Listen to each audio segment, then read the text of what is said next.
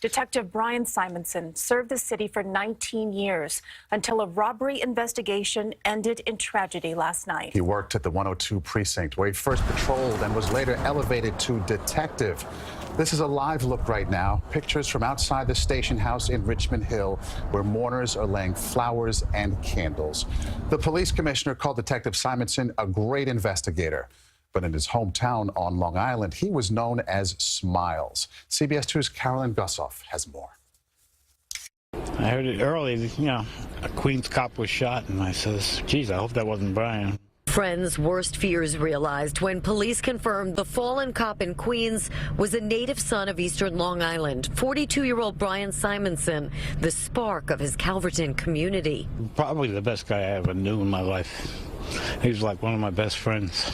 Simonson grew up and settled here with his wife, Leanne, a nurse. They didn't have their own children, but opened up their home to all. Every single kid on the block, all the parents, we all ended up over there hanging out all the time. But his family was all too familiar with tragedy. While at Riverhead High School, where he was known as Smiles for this ever-present smile, Simonson was rocked by the loss of his 13-year-old sister, killed crossing a street. Months later, Brian lost his father, but he never lost his humor.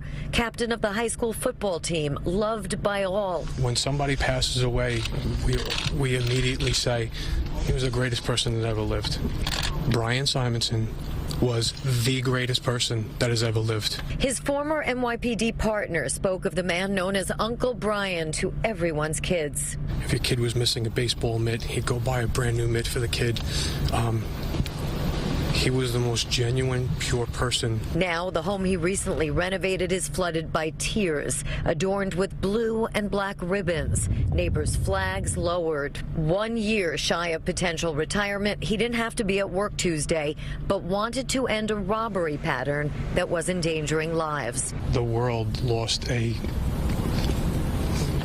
honest to God, one of the best. He traveled 65 miles each way to Queens every day, a testament, says his partner, to his dedication. Simonson is survived by his wife, his mother, and legions of friends. In Calverton, Long Island, Carolyn Gusoff, CBS 2 News.